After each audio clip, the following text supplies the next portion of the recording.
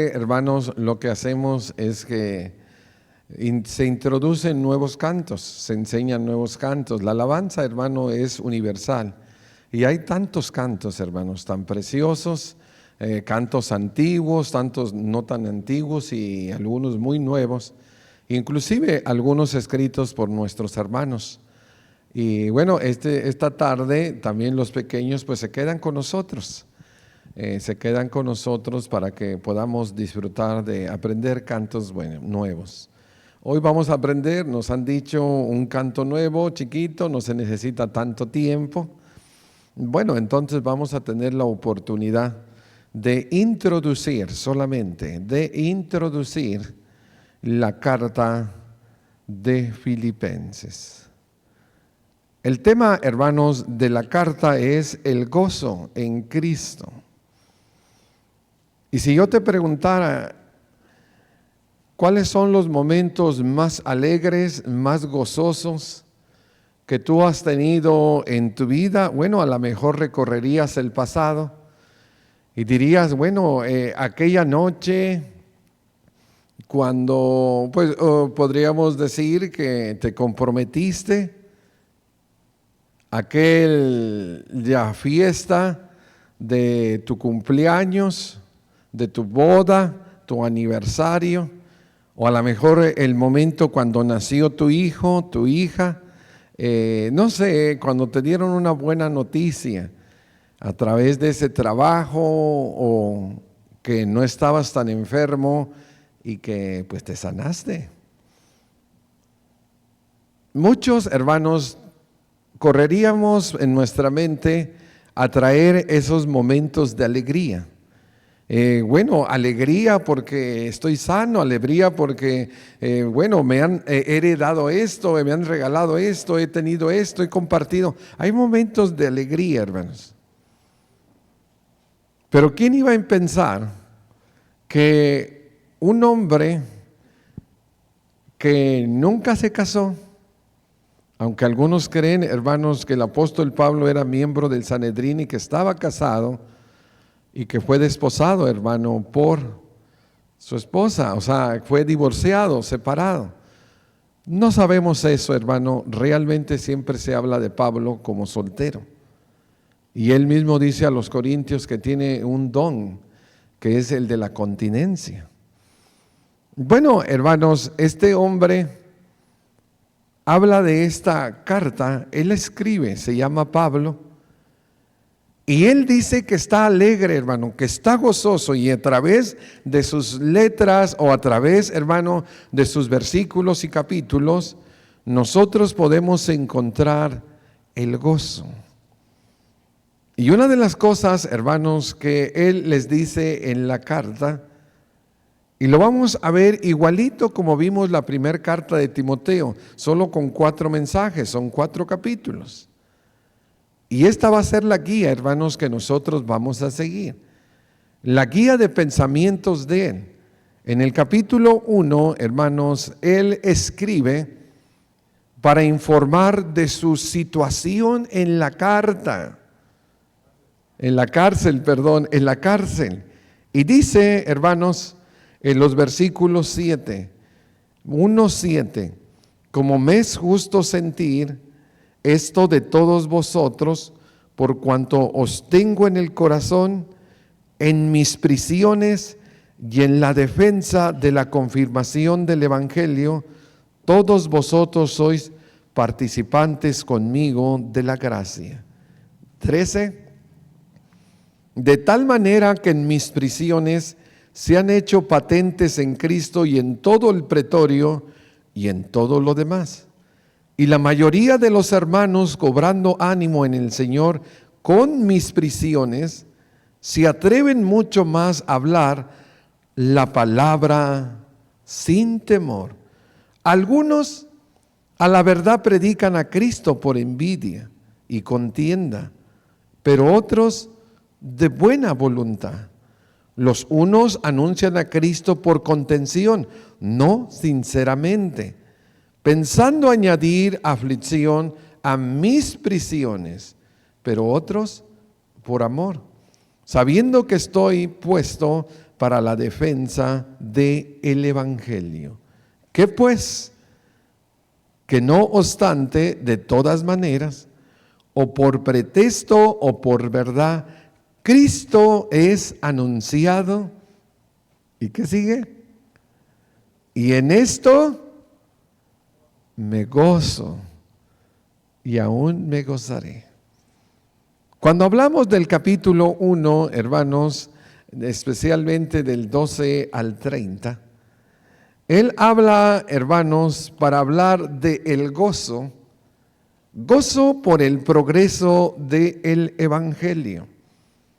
Cuando nosotros, hermanos, nunca personalmente he estado preso, pero si usted ha estado preso, o los que han estado presos me han dicho, pues que les embarga una angustia, hermano, una tristeza, el estar privados de su libertad.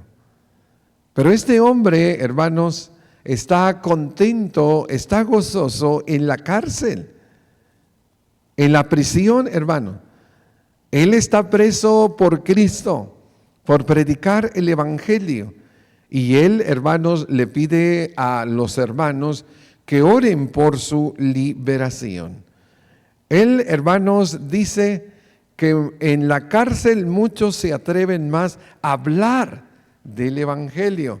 Y ahí vamos a ver en el primer tema los motivos de predicar. Algunos son buenos motivos, hermano, y debería ser el amor por las almas. Pero hay algunos hermanos que predican, para ensalzarse, inclusive por vanidad, malos motivos. Había alrededor de Pablo gente mala, hermano. Dice que predicaba para que él, hermanos, tuviera molestias. Dice, bueno, ya sea por uno u otro, yo me gozo, porque Cristo es anunciado. Pero también, hermano, más adelante, él va a hablar de, pues la clave, hermanos, del gozo y de la felicidad. No son las cosas que recibimos, hermano. No son las cosas externas.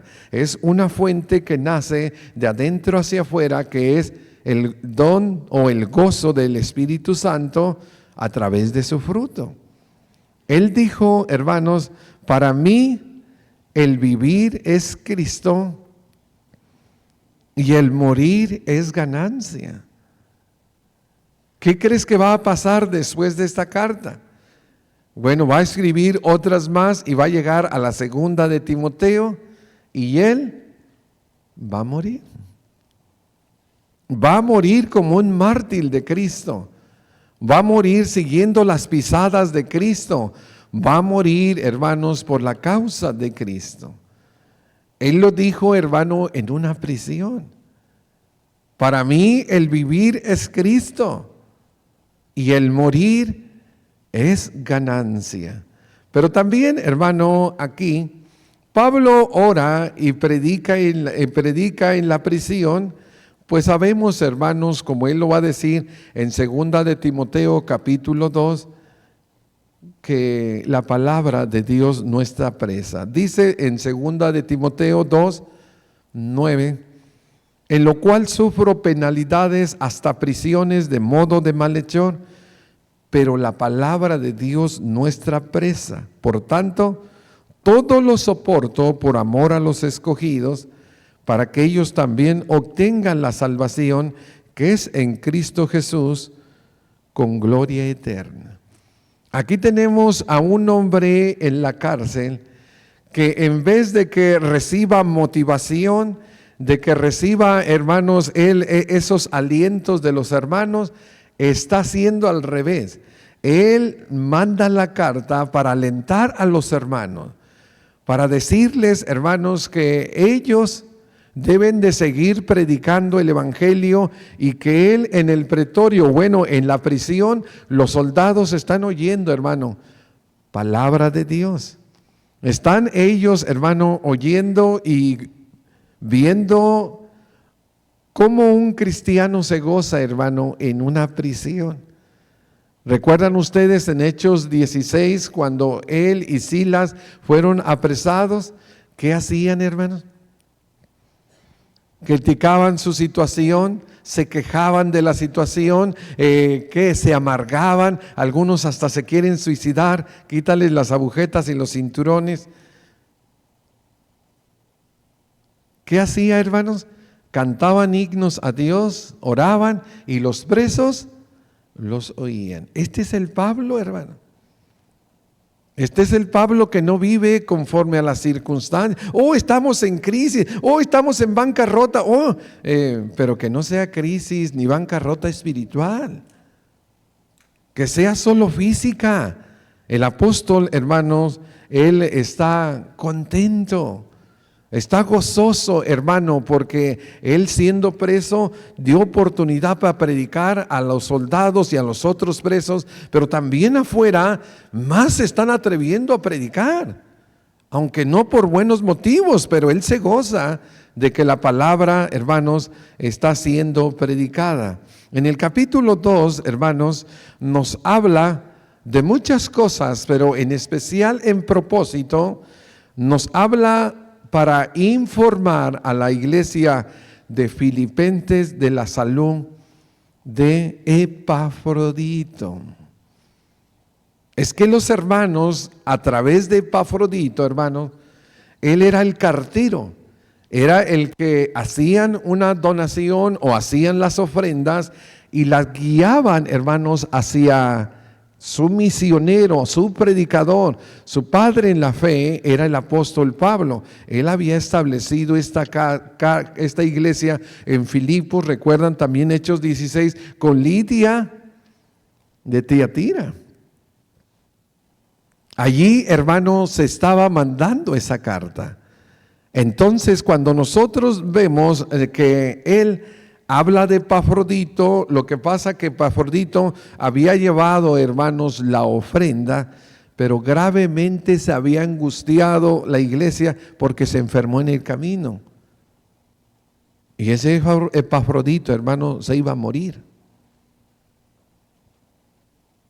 Sí, hermano, ellos no saben qué sucedió con Epafrodito, pero Epafrodito llegó con el dinero de parte de la iglesia para Pablo.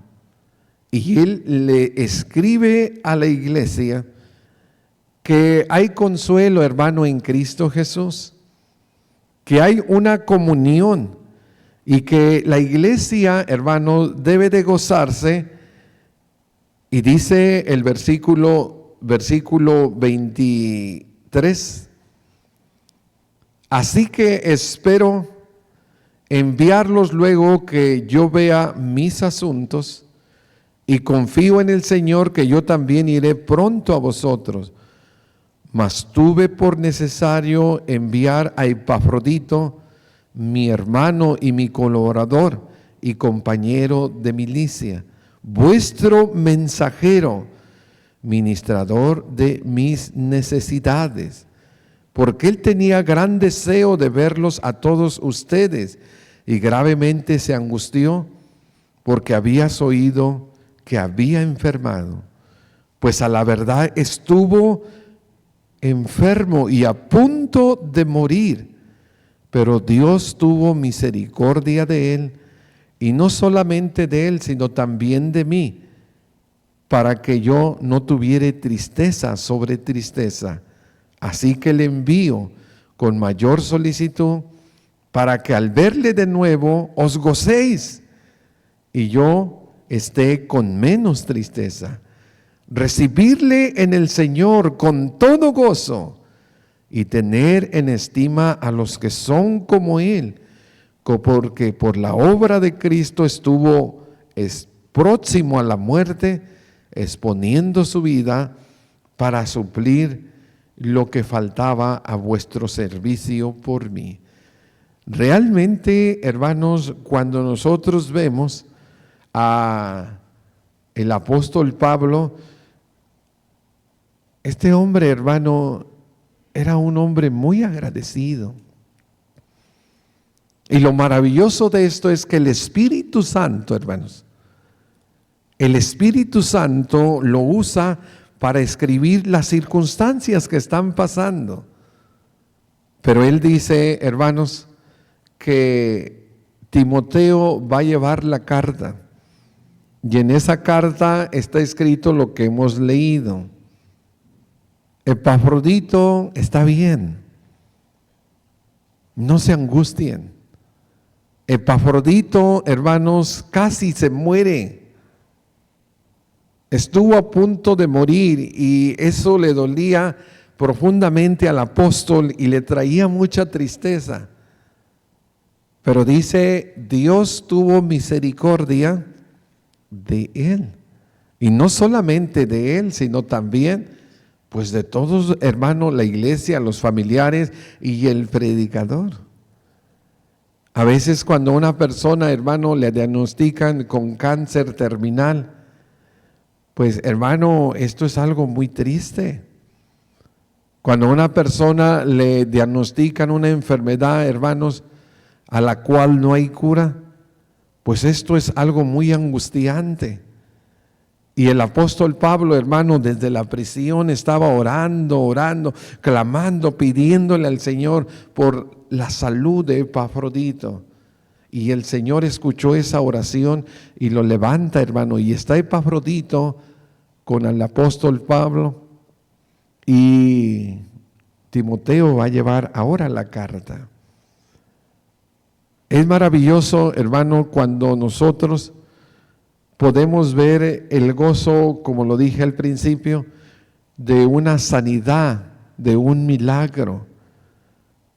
Pero el apóstol Pablo, hermanos, está gozándose en la prisión. Y mira cómo él escribe: yo espero salir y confío en ello. Pero los planes del Señor no son esos, hermano. Él ya no va a salir. Él ya va a morir. Y va a ser un mártir de Cristo Jesús. Ya él va a terminar la carrera. Él ha guardado la fe. Y Dios le va a dar la corona de vida, la corona de justicia. Él le va a dar la entrada, hermano, a las moradas.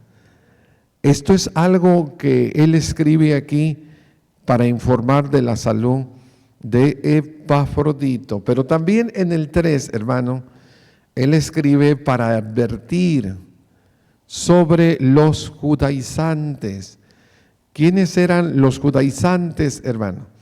Los judaizantes eran judíos que iban, hermanos, siguiendo la trayectoria del apóstol Pablo. Algunos hermanos entraban a la iglesia y se bautizaban simplemente para tener la introducción a la iglesia y la confianza de ellos, pero ellos no estaban interesados en las doctrinas apostólicas. Ellos estaban interesados en el judaísmo y que la iglesia, hermano, recibiera pues sus instrucciones. Ellos obligaban y enseñaban que necesitaba ser circuncidado para ser salvo. Ellos hablaban que tenías que guardar el sábado, las lunas nuevas, las fiestas, todo, las fiestas como el Pentecostés del Antiguo Testamento. En Hechos capítulo 15 se hace un gran concilio y allí Pablo, hermano, expuso eso que no se debería de hacer porque en Cristo nosotros somos libres. Pero ya habían llegado aquí, hermano, y les dice Pablo, cuidado, abran los ojos. No deben ustedes de ir a el judaísmo, número 1, porque ustedes no son judíos, y número 2, porque Cristo no se los ha mandado. Ustedes pueden ser salvos y libres sin esas cosas de la ley. La ley ya fue clavada, fue anulada, la ley ya fue cumplida por Cristo Jesús. Y les dice, hermanos, que pues es triste, hermano, como lo dice. 17, mira el 17. Hermanos, ser imitadores de mí, 3:17, y mirar a los que así se conducen según el ejemplo que tenéis de nosotros. Porque por ahí andan muchos, de los cuales os dije muchas veces, y aún lo digo ¿Cómo, hermanos? Qué triste, ¿verdad? Que son enemigos de la cruz de Cristo, el fin de los cuales será perdición, cuyo Dios es su vientre y cuya gloria es su vergüenza, que solo piensan en lo terrenal. Aquí tenemos, hermanos, a estas personas que el apóstol Pablo, bueno, lo veremos en detalle, pues les llama perros, les llama malos obreros, enemigos de la cruz de Cristo, y les dice: nosotros somos la circuncisión en espíritu, como lo vimos en la mañana. Él aquí en el capítulo 3 va a hacer una exposición, hermano, de todo su pasado, de sus credenciales religiosas, fariseo de fariseos, celoso de la ley, perseguidor de la iglesia, porque hasta eso, hermano, ellos decían que era el celo del Señor. Bueno, él pone todo y dice: pues todo eso yo lo tengo por basura. Esto es algo, hermanos, que el apóstol Pablo dice, y dice: vamos adelante a la meta, vamos adelante al premio, a la perfección, pues en Cristo Jesús. Aquí tengo, hermanos, lo que dice el 13, hermanos míos, yo mismo no pretendo haberlo alcanzado, pero una cosa hago, olvidándome ciertamente de lo que queda atrás. A veces no avanzamos por eso, hermano, porque seguimos regresando atrás, a la tradición de la iglesia antigua, de las tradiciones antiguas. Todavía traemos ombligos que no hemos podido cortar. Y el apóstol batalló también, hermano. Aún no pretendo haberlo alcanzado, pero ya ese judaísmo de pompa, ya ese doctor de la ley, el don Saulo, pues ya se murió. Yo ya eso, dice, aún lo estimo, pero luego sigue diciendo: pero una cosa hago, olvidándome ciertamente de lo que queda atrás y extendiéndome a lo que está delante, prosigo la meta al premio del supremo llamamiento de Dios, que es en Cristo Jesús. Ponga su mirada en Cristo, camine mirando la meta y siga adelante para la gloria del Señor. Bueno, es una advertencia. Es una advertencia, y sobre aviso pues no hay engaño, ¿verdad? Hay personas, hermanos, que empiezan pues a hablarnos de tradiciones y de gustos personales, mandamientos de hombres, pero tenemos que tener cuidado. Si Dios no lo dice, como nos decía nuestro hermano José Luis el domingo pasado, si no lo dice la Escritura, no lo confirma en un contexto apropiado, entonces no podemos hacerlo. Ahí tenemos, hermano, la advertencia. Informar que está contento en la cárcel, informar que Tito y especialmente Epafrodito está bien, advertirle de los peligros de los judaizantes, y por último, agradecer el sostenimiento continuo y abundante que le han dado al apóstol. Miren, hermanos, cómo son las cosas. El apóstol Pablo, hermanos, edificó muchas iglesias, y hay muchas iglesias que nosotros tenemos, hermano, que él, por ejemplo, en el Apocalipsis, ¿verdad? La de la Odisea, Éfeso, Esmirna, Tiatira, tantas iglesias, hermano. Él hizo muchos viajes misioneros, pero mira cómo son las cosas. Según la actitud de los hermanos, él recibía sostenimiento o no. ¿Sabes qué le decían los de Corinto? Pablo, tú no eres apóstol. como si dijéramos, ¿verdad?, en las películas, hacia abajo, ¿verdad? No hay popularidad contigo. Tú no eres apóstol, ¿no anduviste con el Señor? ¿Y qué hacía el apóstol? Vamos a mandarle una ayuda al apóstol para que se calle la boca, porque mira todo lo que nos ha dicho. Fornicarios, borrachos, peleoneros. Oye, qué barbaridad. Hermano, le dijo a los de Corinto, ni un 5. 0, no recibo nada de ustedes. Nada. Porque era la actitud, hermano. Dale para que se calle. Pero, hermanos, a Filipenses les dice que los ama, hermanos. Que si pudieran sacarse los ojos se los darían. Hay una conexión, hay un amor entre iglesia y predicador, entre ovejas y pastor. Entre iglesia y apóstol, hermano, que los hermanos de Filipenses siempre, hermano, le llegaba su mensualidad, siempre le llegaba su quincena, siempre le llegaba su cheque. Y Epafrodito era, hermano, el que iba. Ahora, ¿dónde está Pablo? Bueno, está aquí. Bueno, ¿a dónde está? Y bueno, ahí va Epafrodito. Y está, hermano, siga predicando la palabra. Nosotros le vamos a ayudar, hermanos. El sostenimiento continuo, aquí lo agradece.